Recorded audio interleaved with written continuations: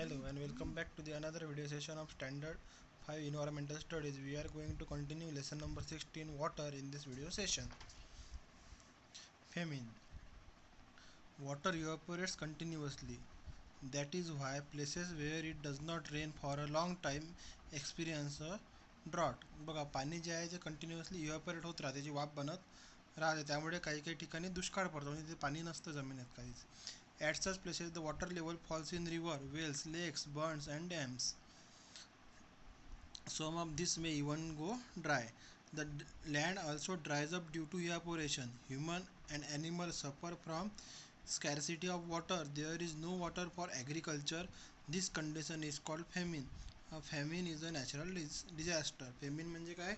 जिथे माणसांसाठी प्राण्यांसाठी पाणी उपलब्ध राहत नाही, ना शेतीसाठी राहते ना प्यासाठी राहते, अशा जागी फेमिन म्हणजे खाण्यापिण्याचा दुष्काळ पडतो आणि हे एक नॅचरल डिझास्टर आहे. Grain and fodder become scarce during a famine. You may have to read about a famine in our state, our country, or in another part of the world. People living in there have to face a lot of hardship. Animals and plants in those parts also suffer. यांचा त्रास झाडांना पण होतो, प्राण्यांना पण होतो आणि माणसांना पण होतो. The government temporarily moves people in and animal from famine stricken area to safe places where there can be a provided with water, food, grain and fodder. अशा जागचे जे लोक आहेत त्यांना गव्हर्नमेंट दुसऱ्या जागी शिफ्ट करते आणि त्यांना इथे अन्नधान्य आणि पाण्याची वगैरे सोय केली जाते. Fodder camps are set up in the take care of domestic animal. आणि प्राण्यांची काळजी घ्यायसाठी पण असे कॅम्प लावले जाते. What's the solution? Your class will be visiting a lake which is far away from your city. Arrangement have to be made for the day drinking water. आपल्याला एक दूर ट्रिपला जायचं आहे, तिथे तलाव पाहायला जायचं आहे आणि तुम्हाला दिवसभराची पाण्याची सोय करायची आहे प्यायची, तर तुम्ही काय करा? Water management. Rain brings water again and again. पावसाने आपल्याला परत परत पाणी मिळते.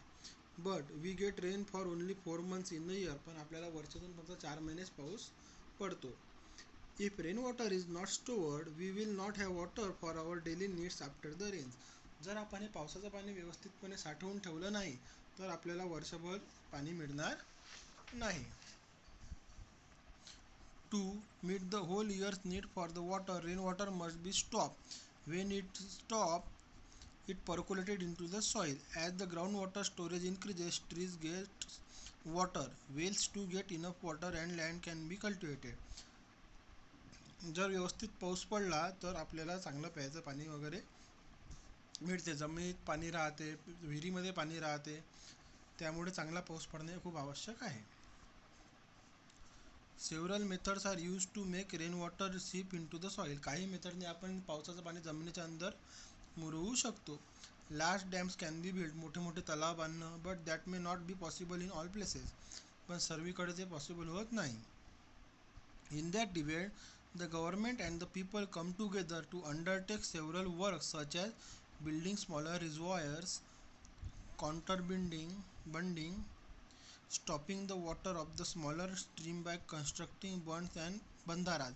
लहान लहान बंधारे बांधणं, हे असे गड्डे करणं, बंधारे बांधणं, जमिनीत पाणी मुरवणं, अशा प्रकारे आपण पाणी किंवा जमिनीची पाण्याची लेवल वाढवू शकतो. कंटिन्युअस काउंटर ट्रेचेस म्हणजे बघा हे असं असते. काउंटर बिल्डिंग म्हणजे असं बघा, असे जिथे स्लोप आहे तिथे असं जमीन खोदून पाणी मुरवल्या जाते. In some places wells are dug in the river bed to allow water to collect in them.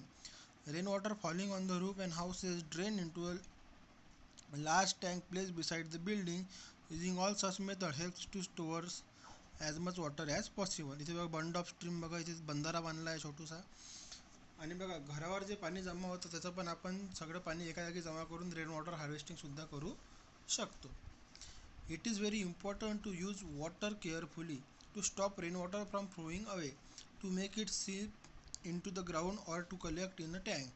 Taking step to ensure that rain water will be available even the period after the rainy season is called water management. तर बघा त्यामुळे पाणी हे खूप carefully वापरणं, काळजीने वापरणं महत्त्वाचं आहे. पावसाचं पाणी वाहून जाण्यापासून अडवणं पण खूप महत्त्वाचं आहे आणि ते जमिनीत मुरवणं पण महत्त्वाचं आहे. अशा उपाययोजना करणं की जेणेकरून आपण पावसाचं पाणी वर्षभर वापरू शकतो, यालाच आपण वॉटर मॅनेजमेंट असे म्हणतो. तर बघा इथे चित्र दाखवलेलं आहे. वॉटर टँकमध्ये स्टोअर करता येते किंवा जमिनीच्या अंदर पण आपल्याला असं मुरवता येते. Obtain information and discuss what method of water management is being use in your surrounding. तुमच्या आजूबाजूला कोणती वॉटर मॅनेजमेंट होऊ आहे हे बघायचं आहे. व्हॉट वी आर लर्न, आपण काय शिकलो. When substances that are harmful for living thing get mix water it become polluted. जेव्हा पाण्यामध्ये आपल्याला हानिकारक असलेले सबस्टन्स मिक्स होतात तेव्हा ते पोल्युटेड होतं. Before waste water is let in to the water bodies it is process in many ways to prevent their pollution. गढूळ पाणी किंवा सांडपाणी जे आहे हे फिल्टर करूनच आपल्याला त्या वॉटर वेज जे म्हणजे नदी किंवा नाल्यातून जे पाणी जाते हे चांगल्या प्रकारे फिल्टर करूनच तलावात वगैरे सोडलं जाते, जेणेकरून ते पाणी पोल्युटेड राहणार नाही. Before the water is supplied to the public the dissolved and undissolved substances in it are separated at the water work and germs in it destroyed.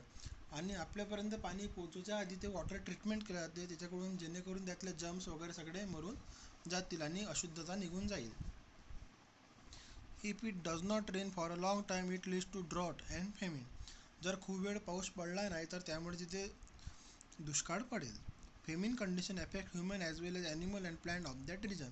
आणि फेमिनमुळे तिथे फक्त माणसंच नाही तर प्राणी आणि झाडांनासुद्धा त्रास होतो किंवा त्यांना पण इफेक्ट होतात.